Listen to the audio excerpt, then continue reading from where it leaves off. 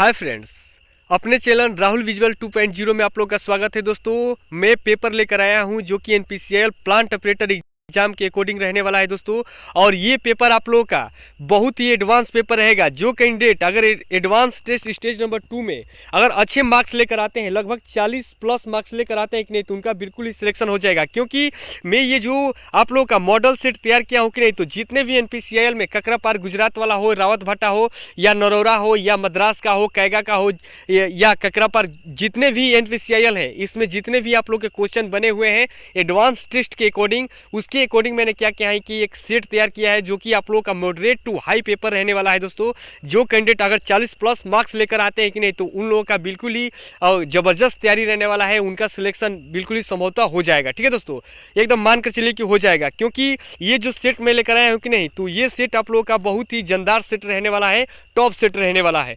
तो इसमें कैंडिडेट जो 40 प्लस लेकर आएंगे कि नहीं, तो वो लोग और जिनके कम भी आते हैं वो लोग क्या करेंगे कि कमेंट बॉक्स में आप लोगों को मार्क्स के अकॉर्डिंग और क्वेश्चन के अकॉर्डिंग यहाँ पर कमेंट कर देने हैं कि मेरे इतने मार्क्स बन रहे थे, इतने क्वेश्चन सही हो रहे थे। ठीक है दोस्तों, इससे पता चलेगा कि आप लोग का तैयारी लेवल कितना है। और यहाँ पर बता दूं कि जिन कैंडिडेटों का 40 प्लस क्वेश्चन अगर सही हो रहे हैं कि नहीं, तो उनका तैयारी बहुत ही बेहतर है। ठीक है दोस्तों, चलिए आगे की तरफ चलते हैं। और यहाँ पर आप लोग का समय मैं बता दूँ कि 2 घंटे का समय मिलता है दूसरा पेपर के लिए, जो कि टाइम बहुत ही ज़्यादा रहता है, अफराद टाइम रहता है। जो कैंडिडेट अगर पढ़े रहते हैं बढ़िया से, तो उनको यहाँ पर बहुत मौका मिलता है, वो एकदम आराम से करते हैं। अगर थोड़ा सा गलती भी हो जाता है कि नहीं, तो क्या करना होता है कि आप लोग आराम से सोच करके उसको करिए, गलत मत करिए। क्योंकि यहाँ पर 40 प्लस ही कट ऑफ जाती है। दोस्तों मैं बता दूं कि मैंने ककरापार गुजरात का यहाँ पर एग्जाम दिया था प्लांट ऑपरेटर के अकॉर्डिंग। मेरे क्वेश्चन बन रहे थे लगभग 41 प्लस। ठीक है दोस्तों, 41 प्लस माइनस काट करके यहाँ पर क्वेश्चन बन रहे थे सही,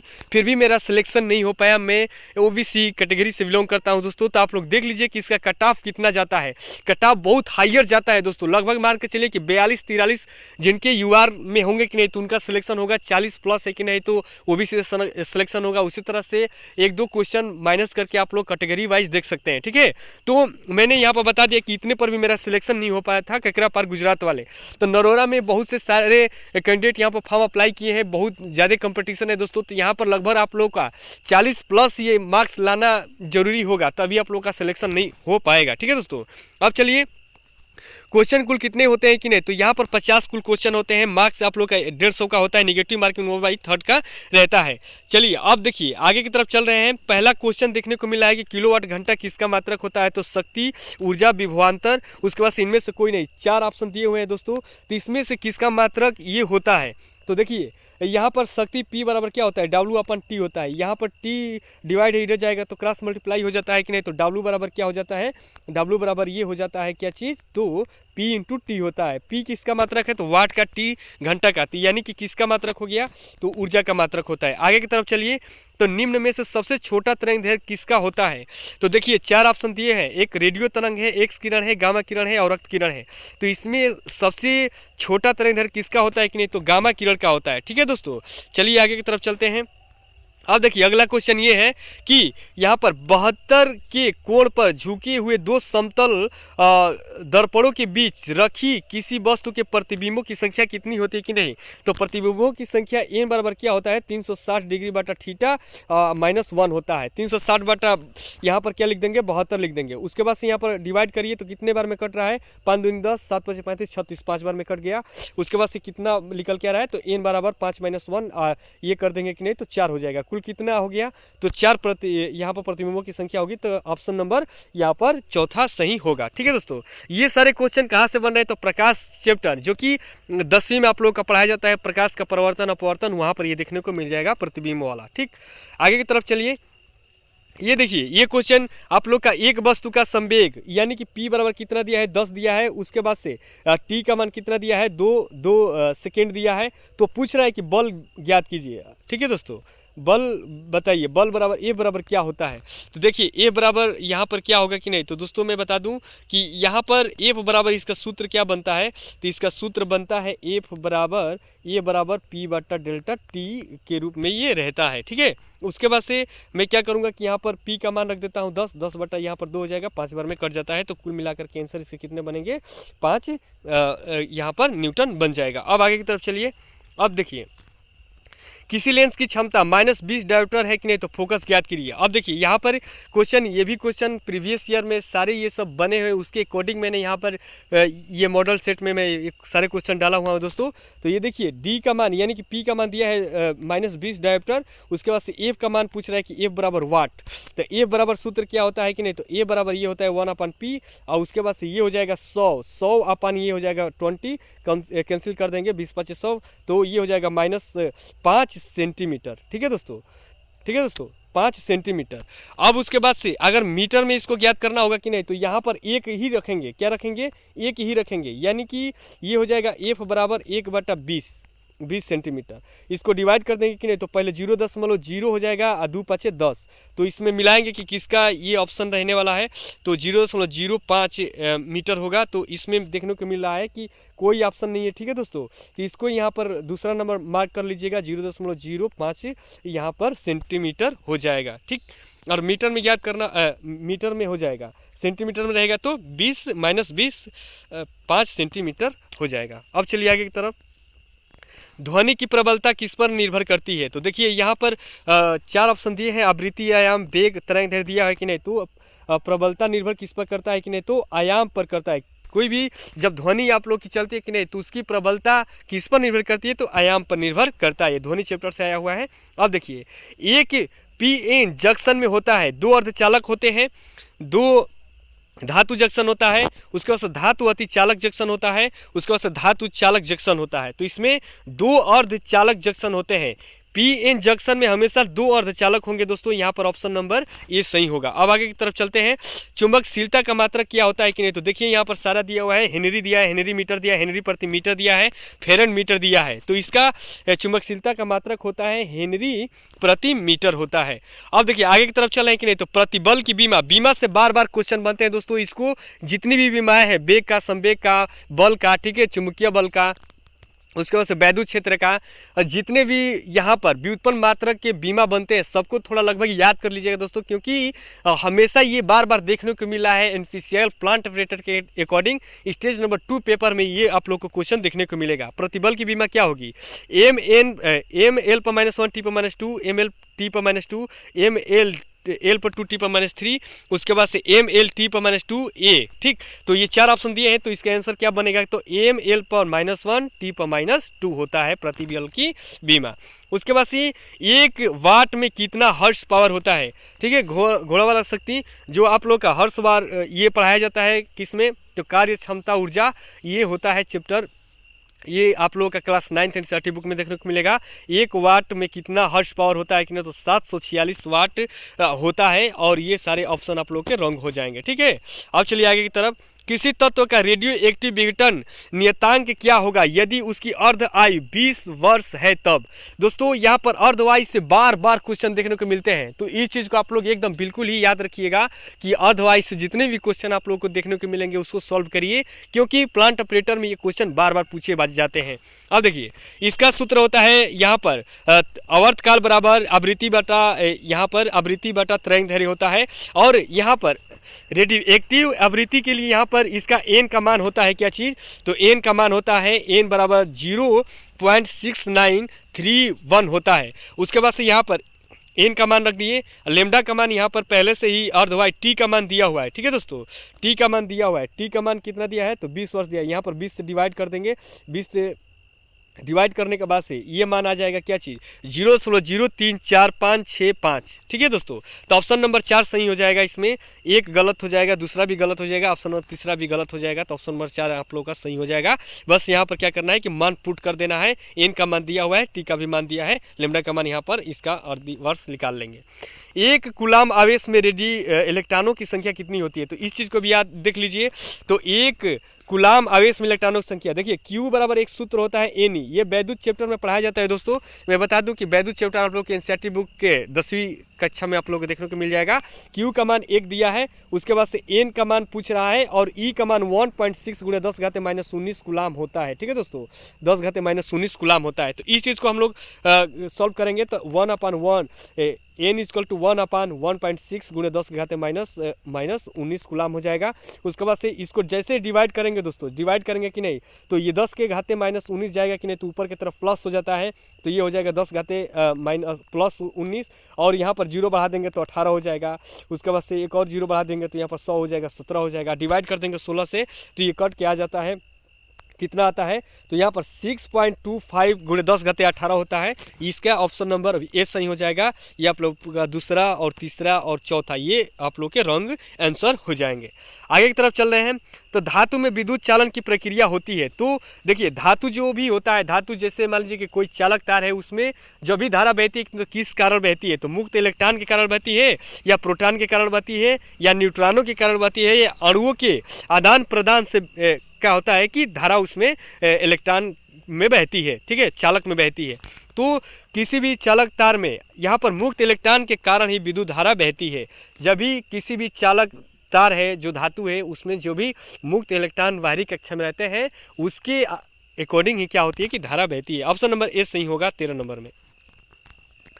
अब आगे की तरफ देख रहे हैं कि यदि 40 वोल्ट विभवांतर पर 120 वाट की शक्ति प्रदान की जाती है कि नहीं, तो धारा बताइए, ठीक है। धारा दिया है पहला 1 एम्पियर, दूसरा 5 एम्पियर, तीसरा 4 एम्पियर, और यहाँ पर चौथा दिया है 2 एम्पियर। देखिए सारा मान रखिए, भी का मान यहाँ पर 40, पी का मान 120। उसके बाद से यहाँ पर अगला क्वेश्चन क्या पूछ रहा है कि धारा आई बराबर वाट, ठीक है। तो यहाँ पर सूत्र क्या बनता है दोस्तों, मैं बता दूं कि P बराबर क्या होता है, V इंटू आई होता है, और I बराबर सूत्र बन जाएगा P बटा V हो जाएगा। P का मान 120 और इसका मान ये V का मान कितना दिया है 40। सारा मान दोनों मान पुट कर देंगे तो ये 40 से भाग कर देंगे 120 में, तो 4 3 12, यहाँ पर 3 एम्पियर आंसर आ जाएगा, ठीक है। ऑप्शन नंबर ए सही हो जाएगा। अब देखिए अगला क्वेश्चन, सदिश अदिश से भी क्वेश्चन बनते हैं बार बार, तो इसको भी अच्छे से पढ़ लीजिएगा। सदिश में कौन आता है, अदिश में कौन आता है, इन सारी चीज़ों को पढ़ना होगा और याद भी कर लीजिएगा। सदिश राशि है तो यहाँ पर विस्थापन, ऊर्जा, दूरी और चाल दिया है, तो इसमें कौन सदिश राशि होता है, तो यहाँ पर विस्थापन होता है। अगला क्वेश्चन अब देखिए, कह रहा है कि विशिष्ट प्रतिरोध व प्रतिरोध में संबंध होगा जब 1 मीटर तार 1 मीटर स्क्वायर का क्षेत्रफल में धारा प्रवाहित होगी। कह रहा है ना कि विशिष्ट प्रतिरोध और प्रतिरोध में संबंध बताइए। लंबाई, जो चालक तार है उसकी लंबाई 1 मीटर दिया है, और उस चालक तार की जो क्षेत्रफल है, वक्र पृष्ठ का क्षेत्रफल है कि नहीं, तो उसका भी 1 मीटर स्क्वायर दिया हुआ है। तो ऐसे कंडीशन में आप लोग का विशिष्ट प्रतिरोध और प्रतिरोध में संबंध क्या होता है कि नहीं, तो इसका सारा मान रख लेंगे। एल का मान 1, उसके बाद से ए का मान 1 हो जाएगा दोस्तों, 1 मीटर का स्क्वायर, ये मीटर। उसके बाद से इसका सूत्र क्या बनता है कि नहीं, तो आर बराबर सूत्र इसका बनता है, आर बराबर सूत्र बनता है क्या चीज़ कि रो एल अपन ए बनता है। इसका एक मान, इसका एक मान, 1 से भाग कर देंगे तो ये इसका समाप्त हो जाएगा। बचता है क्या, आर बराबर रो बचता है। तो इसमें आप देख लीजिए ऑप्शन क्या क्या दिया हुआ है, तो आर बराबर रो दिया है, आर बराबर रो एल अपन ए दिया है, आर रो बराबर आर ए अपन एल दिया है, आर बराबर 2 रो दिया है। तो इसमें कौन सा बनेगा, अगर 1 मीटर की तार की लंबाई हो, उसके बाद से अनुप्रस्थ काट क्षेत्रफल जो ए का मान है 1 मीटर स्क्वायर है कि नहीं, तो उस कंडीशन में प्रतिरोध विशिष्ट प्रतिरोध का तुल्यांक सेम दोनों बराबर ही हो जाते हैं, और विशिष्ट प्रतिरोध भी बराबर हो जाएगा और प्रतिरोध का भी मान दोनों आपस में बराबर हो जाते हैं। अब देखिए तारों का टिमटिमाना किसके कारण होता है कि नहीं, तो ये देखिए 4 ऑप्शन दिए हुए हैं, जिसमें अपवर्तन दिया, परावर्तन दिया, आंतरिक परिवर्तन, कोई इनमें से कोई नहीं। तो तारों का टिमटिमाना, अब देखिए जो रात में तारे निकलते हैं कि नहीं, तो वो तारे आखिर में टिमटिमाते हुए क्यों दिखते हैं, क्योंकि उनमें स्वयं का प्रकाश होता है दोस्तों, वो कभी बुझते और बढ़ते नहीं है, वो हमेशा लगातार जलते ही रहते हैं। तो वो आखिर में टिमटिमाते ही क्यों दिखते हैं, लगता है कभी जल रहा है, कभी क्या हो रहा है, बुझ रहा है। ये कंडीशन किसके कारण होता है, तो अपवर्तन के कारण होता है। अपवर्तन की परिभाषा जब आप लोग पढ़ेंगे कि नहीं, तो उसमें आप लोगों को साफ साफ ये सारी चीज़ें समझ में आ जाती हैं। ठीक, अब चलिए आगे की तरफ। अगला है क्वेश्चन, सबसे ज्यादा तरंग दैर्घ्य किसका होता है, तो देखिए लाल है, बैगनी है, उसके बाद से हरा है, उसके बाद से पीला है। तो सबसे ज्यादा तरंग दैर्घ्य किसका होता है कि नहीं, तो सबसे ज्यादा तरंग दैर्घ्य इसमें लाल का होता है। अब देखिए अगला, मानव नेत्र का रंग निर्भर करता है, तो मानव नेत्र का रंग किस पर निर्भर करता है, तो देखिए दृढ़ पटल है, पुतली है, आइरिस है, नेत्र लेंस है।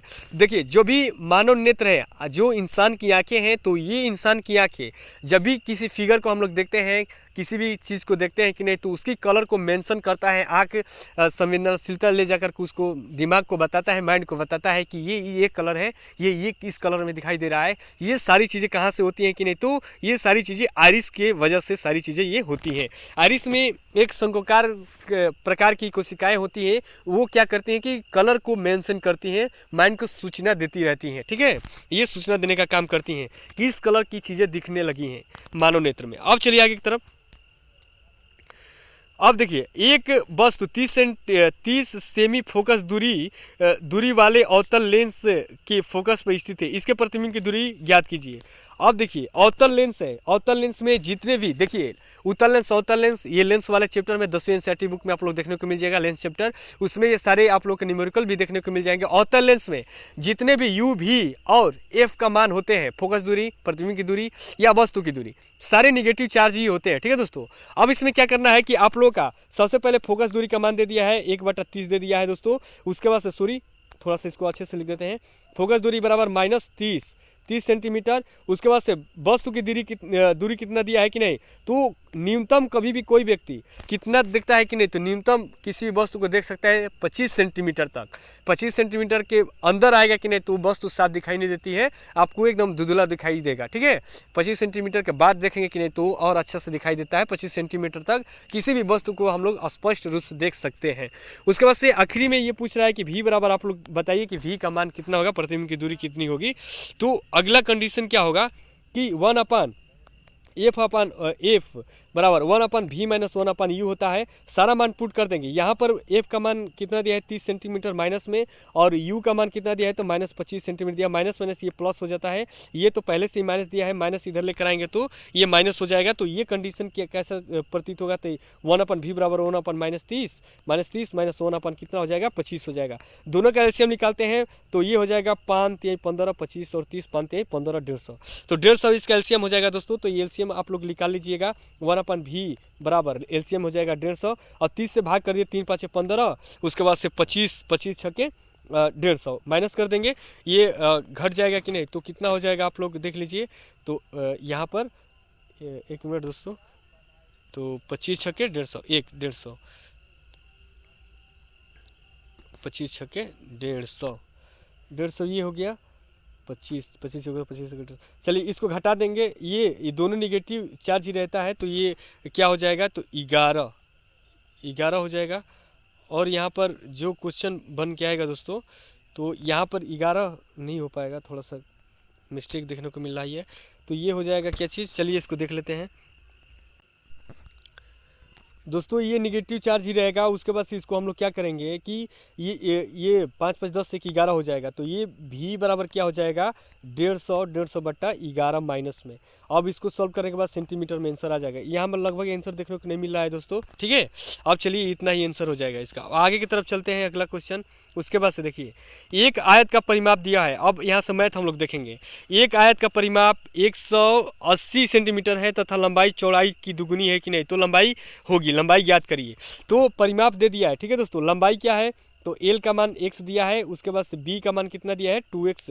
सॉरी दोस्तों, लंबाई से चौड़ाई से इसका कैंसिल हो जाएगा, 2x ये हो जाएगा। इसका सूत्र क्या होता है कि नहीं, तो 2 लंबाई अब प्लस क्या चीज़ होता है, चौड़ाई। अब बराबर कितना हो जाएगा, 180। अब 2 से कटा देंगे, 9 दूनी 18, 90। उसके बाद से ये जोड़ देंगे कि नहीं, तो 3x अब बराबर 90। और ये कैंसिल कर देंगे ये कि नहीं, तो तितली का 9, तो x का मान कितना आ गया, 30 आ गया। ठीक है, तो अब देखिए लंबाई का चौड़ाई का मान 30 हो जाएगा, और लंबाई का मान कितना हो जाएगा, तो 3 दूनी 6 हो जाएगा। ठीक है, 30 और 6 मतलब कि 60 और 30 आंसर हो जाएगा। अब इसमें जो होगा उसको मिला लेंगे। यहाँ पर ऑप्शन नंबर ए सही हो जाएगा, 30 सेंटीमीटर। अगला क्वेश्चन कह रहा है कि 0.00131 का घनमूल ज्ञात कीजिए। अब ये क्वेश्चन आप लोग देखिए, ऑप्शन दे दिया है 0.0111, उसके बाद से दूसरा ऑप्शन दिया है 0.011, और उसके बाद से तीसरा 1.01 और चौथा 1.10। अब इसमें क्या करेंगे कि इसका क्या करते हैं कि घनमूल में 2 कॉमन करते हैं। तो ये हो जाएगा कितना, ये हो जाएगा आप लोगों का, ये हो जाएगा 100। अब बाटा में 11 करते हैं कि नहीं, तो 3 कैरी आउट हो जाएगा। तो अब उसके बाद से इसमें से 11 एक ले लेंगे, तो ये 100 से जब डिवाइड करेंगे कि नहीं, तो ये हो जाए अरे सॉरी दोस्तों, यहाँ पर ये हो जाएगा 0.11, ठीक है, 0.1 एक आंसर हो जाएगा। तो यानी कि ऑप्शन नंबर इसमें एक आंसर आ जाएगा। अगला क्वेश्चन कह रहा है कि किसी संख्या में पहले 20% की वृद्धि की गई और फिर 20% की कमी की गई है कि नहीं, तो शुद्ध प्रतिशत कमी या वृद्धि होगी। देखिए, जब भी किसी वस्तु को आप लोग उसी समान रेट पर खरीदते हैं और फिर लेकर आ करके फिर उसी रेट पर बेच देंगे कि नहीं, तो हमेशा आपका हानि होता है, ठीक है। आप किसी चीज़ को उठा करके लाए, फिर उसी चीज़ पर उठा के ले जाकर रख दिए, तो आपका हानि होता है। क्यों हानि होता है कि नहीं, तो आने जाने में जो खर्चा होता है वो सारी चीज़ें ये सारे मैटर करते हैं। तो इसका सूत्र होता है, जो भी आप लोग वृद्धि यहाँ पर कमी वृद्धि कर रहे हैं कि नहीं, तो उसका स्क्वायर 20 का स्क्वायर और बटा में 100 कर देते हैं। तो ये हो जाएगा 20 का यानी कि 400, 400 बटा 100 कैंसिल हो जाएगा, तो 4% की कमी हो जाएगी। इसमें ऑप्शन में दिया है 4% की वृद्धि, 4% की कमी, तो 4% की कमी वाला हो जाएगा। कह रहा है कि x square minus 6x plus 9 का अंतखंड कितना होगा। एक्स का मान ज्ञात कीजिए, अंतखंड एक्स के रूप में ज्ञात करिए। अब ये गुणखंड आ गया, ठीक है दोस्तों। तो आप लोग को गुणखंड भी करने आता ही होगा, क्योंकि ये 9th में ही 8वीं में भी ये देखने को मिलता है यहाँ पर गणित वाले में। तो देखिए, एक्स का स्क्वायर हो जाएगा -6x प्लस 9 हो जाएगा। तो यहाँ पर ये होता है क्या चीज़, तितली के 9, तो 3 + 3 = 6 हो जाएगा। इसके कहने का मतलब कि इसको सारा चीज़ करेंगे। अब आराम से देखिए कैसे करते हैं। तो इसको करने के लिए क्या करेंगे हम लोग, तो इसको करने के लिए अब कर देंगे क्या चीज़, एक्स स्क्वायर -3x उसके बाद से प्लस 9, यहाँ पर x कैरी कर देते हैं, x - 3 हो जाएगा। उसके बाद से -3 और x - 3 हो जाएगा। तो ये क्वेश्चन में क्या बन रहा है, तो x - 3 x - 3, ठीक है। अब देखिए, इसको यदि करके कर लेते हैं, ठीक है दोस्तों। यदि x - 3 = 0, तो x बराबर क्या हो जाएगा, 3 हो जाएगा। ये भी माइनस, तो 3 ही आंसर आ जाएगा इसका। ऑप्शन में क्या क्या है, तो 3 है, 4 है, 5 है, 2 है। तो x का अंतखंड कितना हो जाएगा, तो 3 आंसर हो जाएगा। अगला क्वेश्चन है कि 7,800 रुपये को ए तथा बी के बीच में 8:5 के अनुपात में बांटा जाता है, उसमें बी का हिस्सा होगा, ठीक है। बी का हिस्सा पूछ रहा है, ए का अनुपात दे दिया है, बी का भी अनुपात दे दिया है। तो दोनों का अनुपात, सूत्र इसका क्या बनता है कि जितना अनुपात होगा और जिसका मान पूछता है उससे गुणा कर देते हैं। तो ये हो जाएगा क्या चीज़, बी का हिस्सा बराबर ये हो जाएगा 7,800 और गुणे कितना, बी का हिस्सा निकालना था ना, तो ये हो जाएगा 5 और बाटा में ये 8 × 5 = 13, तो ये 36 18 6 7, ये हो जाएगा 6 बार में 600 ये हो गया और 6 × 5 = 30, 3,000 रुपये हो जाएंगे। तो ऑप्शन में दिया हुआ है 3,000, 5,000, 4,000, 2,000, तो यहाँ पर 3,000 वाले पर हम लोग लगा देंगे। अगला क्वेश्चन है कि sine 30 degree minus sine 10 degree cos 10 degree plus sine 10 degree, ऐसे करके दिया है क्वेश्चन। इसको कैसे सॉल्व करते हैं कि नहीं, तो सबसे पहले ये किसी प्रकार का सूत्र बन नहीं पाएगा दोस्तों। तो इसको हम लोग c - d के सूत्र पर तोड़ेंगे, या साइन c - d पर, या कास c - d पर। उसके बाद से ऐसे करके दोनों ही सूत्रों में से किसी एक सूत्र पर बना करके आराम से इसको तोड़ लेंगे। तो आप देखिए, कास को हम लोग लिख सकते हैं, कास को लिख सकते हैं क्या चीज़ कि 90 - 80 डिग्री, ठीक है, 90 - 80। तो कास प्रथम चतुर्थांश है, तो कास प्लस चार्ज के साथ, प्रथम चतुर्थांश में सारे पॉजिटिव होंगे चेंजिंग के साथ, तो ये कास हो जाएगा साइन के रूप में। और ये जो कास दिया है कि नहीं, तो साइन के रूप में हो जाएंगे, यानी कि दोनों चेंजिंग हो जाएंगे। तो ये बन जाएगा क्या चीज़, sine 80 degree 80 degree minus sine 10 degree, ठीक है। अब बट्टा में हो जाएगा ये चीज़ साइन 80 डिग्री प्लस क्या चीज़ हो जाएगा, साइन 10 डिग्री। अब देखिए, sine C minus sine D का सूत्र क्या होता है, sine C plus sine D का सूत्र क्या होता है, तो साइन सी प्लस डी का सूत्र होता है 2 sin c + d/2। उसके बाद से कास c - d/2 होता है। उसके बाद से sign C minus sine D का सूत्र क्या होता है, तो 2 sin c - d/2 और कास c + d/2 होता है। अब ये सारी चीज़ें रख देंगे, तो ये हो जाएगा 2 sin, ठीक है, 2 sin c + d यानी कि 90 45 हो जाएगा, ठीक है, 45। उसके बाद से 90 -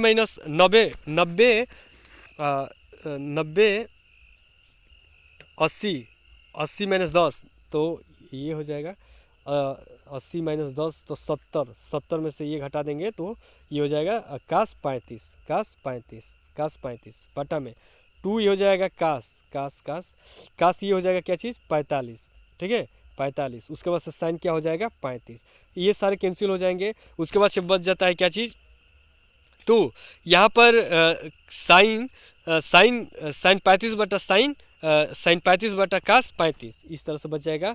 उसके बाद से साइन 35 डिग्री बटा cos 35 डिग्री। तो ये सूत्र किसका बनता है, तो tan थीटा का सूत्र बनता है, तो tan 35 डिग्री हो जाएगा। ये वाला आप लोग का ऑप्शन नंबर ए सही हो जाएगा। tan 35 दिया है, cos 10 दिया है, tan 45 cos 35 दिया है, तो इसमें से ये वाला सही हो जाएगा। अगला क्वेश्चन है कि 0.00731 को सार्थक के रूप में लिखो। अब देखिए इसको अच्छे से लिखना है सार्थक के रूप में।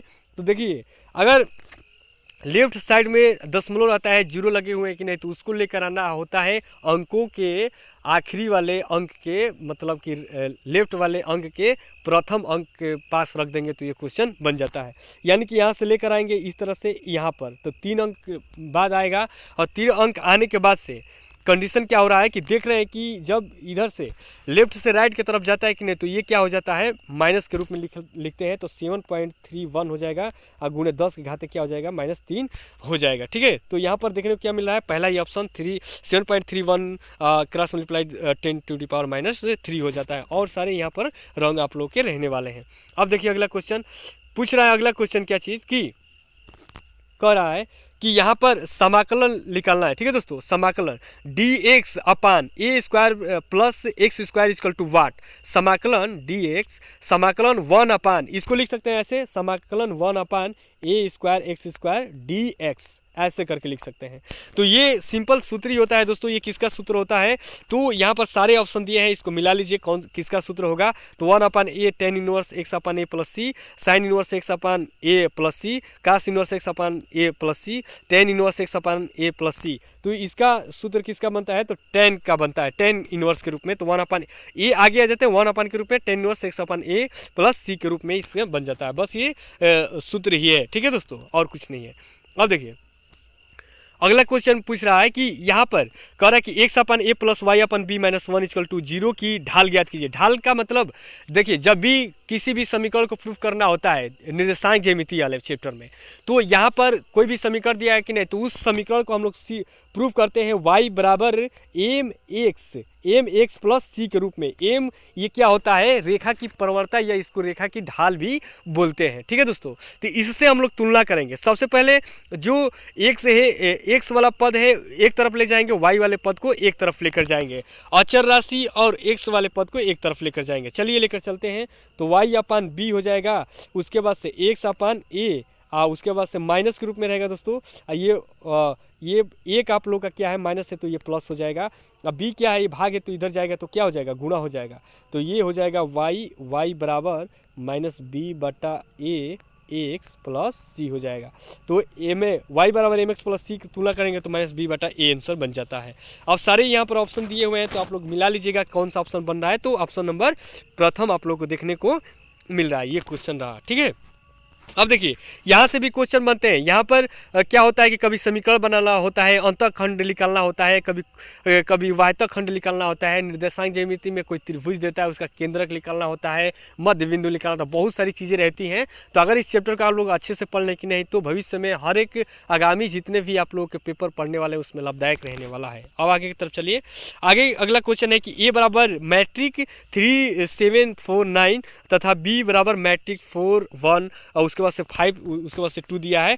तो बोल रहा है कि a प्लस बी, इसको ऐड करना होता है। ठीक है दोस्तों, ऐड कब करेंगे, तो देखिए 3 4 से जुड़ेगा 7 ए से, यानी कि कॉलम से और पंक्ति के रूप में क्या हो जाता है कि जुड़ करके बन जाता है। तो अब देखिए यहाँ पर हम लोग बना लेंगे सबसे पहले ये आप लोग का मैट्रिक। उसके बाद से देखते हैं कि 3 और 4 जोड़ते हैं तो 7 हो जाता है, 7 और 1 जोड़ते हैं तो 8 हो जाता है, फिर 4 और 5 जोड़ते हैं तो 9 हो जाता है, उसके बाद से 9 और 2 जोड़ते हैं तो 11 हो जाता है। ये ऐसा कंडीशन किस में बना हुआ है, तो सारी चीज़ें इसको मिलाइए, देखिए कौन सा बन रहा है।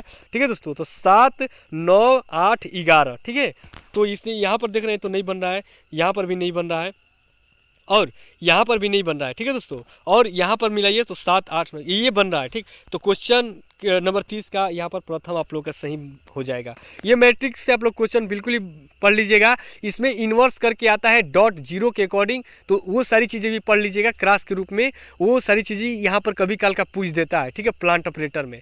ठीक, जितने भी आप पेपर एनालिसिस करेंगे दोस्तों, आप लोग को ये सारे क्वेश्चन देखने को मिलेंगे, बिल्कुल ही लाभदायक है। आप लोग करिए इस मॉडल सेट को और बताइए कि कमेंट बॉक्स में आप लोग का कितने क्वेश्चन सही बन रहे हैं। ठीक है, 40 प्लस बन रहे हैं कि नहीं, तो आप लोग बिल्कुल ही आप लोग अच्छे से तैयारी किए रहेंगे। ठीक है, अगला क्वेश्चन है कि 2NP3 बराबर 2NP4 है, तो NPR का यहाँ पर एक सूत्र होता है, ये आप लोग का पी संचय का है। तो इसको देख लीजिए, सूत्र क्या होता है, n का factorial upon n minus R का फैक्टोरियल बराबर n का factorial upon n minus R minus 1 का फैक्टोरियल। आगे की तरफ जैसे जैसे बढ़ता है नीचे की तरफ फैक्टोरियल का मान एक एक करके क्या होता है कि घटता रहता है। अब चलिए इसको क्या करेंगे, तो 2n का फैक्टोरियल बट्टा में ये हो जाएगा 2n माइनस 3 का फैक्टोरियल हो जाएगा, बराबर में अगला है 2n का फैक्टोरियल और बट्टा में ये हो जाएगा 2n माइनस 4 का फैक्टोरियल होता है। ठीक है दोस्तों, अब देखिए ये दोनों बराबर है, कैंसिल हो जाएंगे। ठीक, अब बच रहा है ये और ये। अब इस चीज़ को लिख लेते हैं, तो 1 अपान ये हो जाएगा 2n माइनस 3, उसके बाद से इसको लिख सकते हैं 2n माइनस 4 का फैक्टोरियल और बराबर 1 अपान 2n माइनस 4 का फैक्टोरियल। ठीक है, तो ये कैंसिल हो जाते हैं। अगल अब बच जाएगा क्या चीज़, 2n माइनस 3 का बस हो गया, और 1 अपान 1 क्रॉस मल्टीप्लाई कर देंगे ऐसे, तो ये हो जाएगा क्या चीज़, 2n माइनस 3 बराबर 1। तो 2n बराबर ये हो जाएगा माइनस है, तो इधर की तरफ आता है कि नहीं, तो क्या हो जाएगा, प्लस हो जाएगा, 1 हो जाएगा। अब उसके बाद से 2n बराबर ये हो जाएगा 4 और 2 से यहाँ पर डिवाइड कर देंगे, तो x का मान कितना निकल के आ जाएगा, वही n का मान कितना निकल के आ जाएगा, तो 2 मान आ जाएगा। तो यहाँ पर किसका मान पूछ रहा था दोस्तों, तो सारी चीज़ें यहाँ पर n का ही मान पूछ रहा था, तो n का मान यहाँ पर 2 आंसर हो जाएगा। ठीक है, यहाँ पर 5 4 3 2 दिया है, तो इसका कितना हो जाएगा, 2 आंसर हो जाएगा। अगला क्वेश्चन है, कह रहा है कि 7 पुरुष और 3 महिलाओं में से 5 सदस्यों की एक कमेटी कितने प्रकार से बनाई जा सकती है, जबकि कमेटी में केवल 3 पुरुष हो। ठीक है, तो इसके लिए क्या होता है कि देखिए 3 पुरुष है और यहाँ पर सबसे पहले ही 7 पुरुष दे दिए कि नहीं, तो 7 पुरुष 3 के अकॉर्डिंग हो जाएंगे, और 3 महिलाओं में से 5 सदस्य है, 5 सदस्य में से 3 को महिला घटा दो तो कितना हो जाएगा ये, तो यहाँ पर कितना हो जाएगा, तो 2 यहाँ पर कितने हो जाएंगे पुरुष 3 के अकॉर्डिंग। अब इसको क्या कर लेंगे कि सॉल्व कर लेंगे हम लोग। अब देखिए यहाँ पर हो जाएगा 7 का फैक्टोरियल, ठीक है, यहाँ पर उसके बाद से 3 का फैक्टोरियल, उसके बाद से 7 माइनस 3 यानी कि 4 का फैक्टोरियल, बराबर ये हो जाएगा 3 का फैक्टोरियल और बटा में ये हो जाएगा 2 का फैक्टोरियल और 2 में से 1 का फैक्टोरियल हो जाएगा। ठीक है दोस्तों, अब वैसे ही ये सारी चीज़ें आगे की तरफ करते रहेंगे, तो जो भी आएगा आंसर इसको हम लोग निकाल लेंगे दोस्तों। तो ये 4 है, अब 4 आ जाएगा, तो यहाँ पर 4 आने के बाद से ये 7 का फैक्टोरियल है, तो 4 है कि नहीं, तो यहाँ पर 5 हो जाएगा, 6 हो जाएगा, 7 का फैक्टोरियल कैंसिल हो गया। उसके बाद से यहाँ पर 3 2, तो यहाँ पर 2 का कैंसिल हो गया, 3 से कैंसिल हो गया, और देखिए कुल मिलाकर के यहाँ पर बचेगा 4 5 7, ये 6 35 30 हो जाएगा। उसके बाद से आगे की तरफ क्रॉस मल्टीप्लाई कर लेंगे, तो कुल मिलाकर के आंसर इसका बन जाएगा कितना, 105 आंसर आ जाएगा। ठीक है दोस्तों, इसको आप लोग सॉल्व करिए, सॉल्व करके बिल्कुल ही आप लोग कमेंट बॉक्स में भी क्या कर सकते हैं कि सेंड कर सकते हैं। अब देखिए, यदि बिंदु x y 1 2 तथा -3 4 संरेख हो कि नहीं, तो x plus 2y minus 5 equal to 0, x plus Y minus 1 equal to 0, यहाँ पर 2x plus Y minus 4 equal to 0 है। अगला आप लोग का है चौथा नंबर, नन ऑफ दिस, मतलब इनमें से कोई ना है। अब देखिए, कोई भी 3 प्रकार के बिंदु दे देता है, ये भी निर्देशांक ज्यामिति वाला है क्वेश्चन।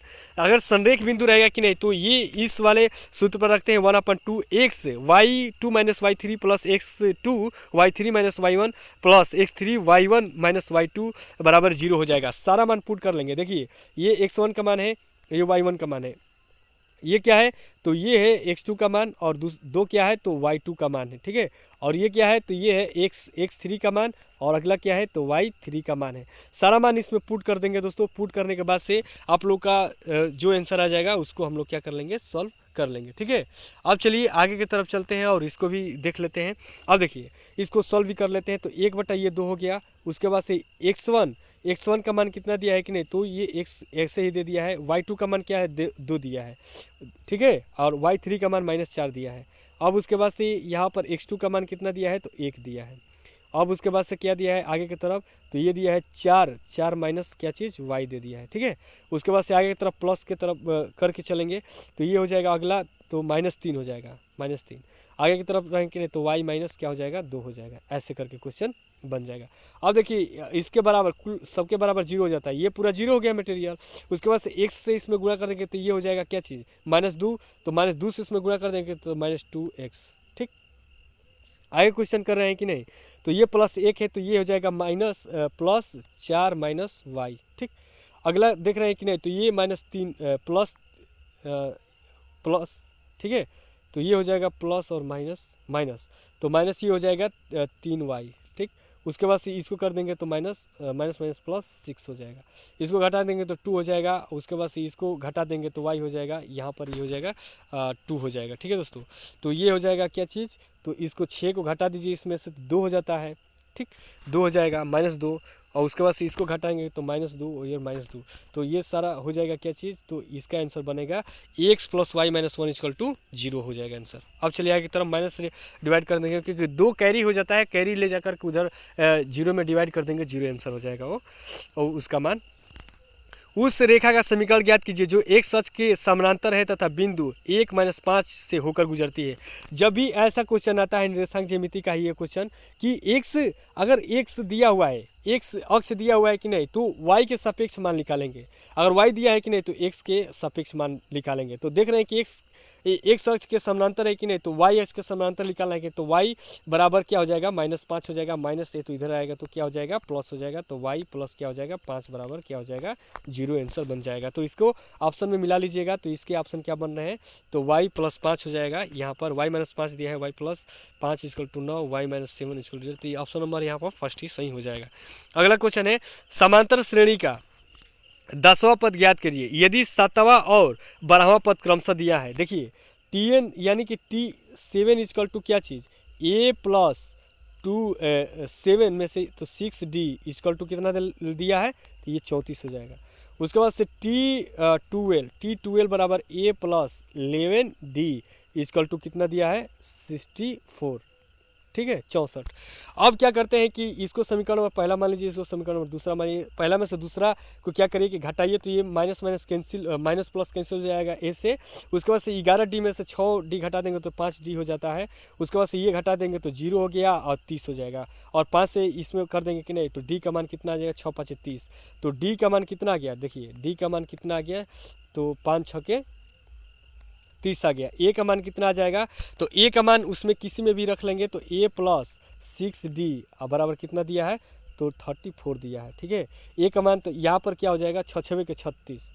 ठीक, तो 6 × 6 = 36, तो a बराबर 6 × 6 = 36, 34 माइनस ये कर देंगे तो a का मान कितना हो जाएगा, 2 हो जाएगा।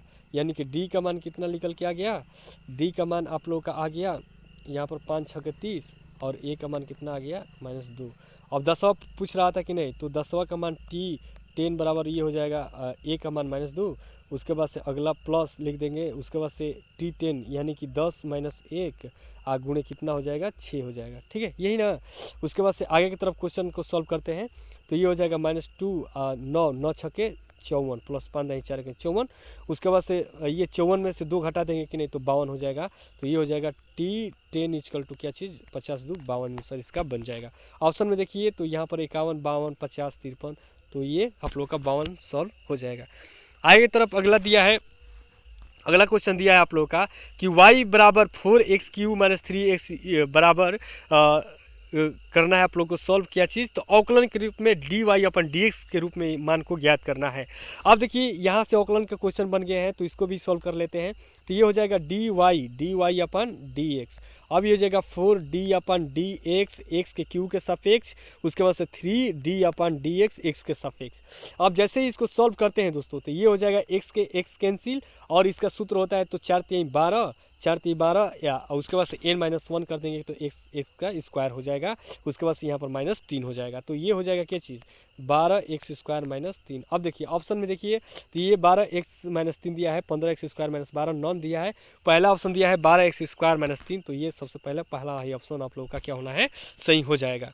अगला क्वेश्चन, tan 1 = थीटा, तो थीटा का मान ज्ञात करिए। अब देखिए tan 1 = थीटा, तो इनवर्स से तो उधर जाएगा तो थीटा गुणा हो जाएगा, तो ये हो जाएगा क्या चीज़ आप लोगों का, तो ये हो जाएगा 1 बराबर tan थीटा। tan थीटा एक किसका मान होता है tan के रूप में कि नहीं, तो ये 45 डिग्री का मान होता है। तो tan ये हो जाएगा 45 डिग्री बराबर ये हो जाएगा tan थीटा। थीटा tan से tan कैंसिल, तो थीटा बराबर क्या हो जाएगा, 45 डिग्री आंसर बन जाएगा। अगला क्वेश्चन, अब देखिए ऑप्शन के अकॉर्डिंग आप लोग लगा लीजिएगा तो पहला क्वेश्चन बन जाएगा। अगला क्वेश्चन है, कह रहा है कि 365 का स्क्वायर माइनस 362 का स्क्वायर का मान होगा। ये पूछ रहा है कि इसका स्क्वायर वर्ग करके उसके बाद से इसका वर्ग करके घटा करके बताइए कितना होगा।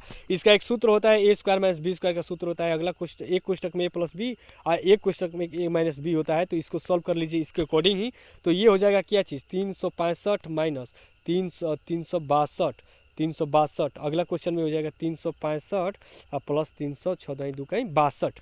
अब इसको घटा देंगे कि नहीं, तो ये हो जाएगा 3 और इसको जोड़ दीजिए तो ये हो जाएगा 65। ये तो 7 6 दूनी 12 के 2 3 दूनी 7। अब 3 से गुणा कर दिए तो 7 दूनी 14 के 4।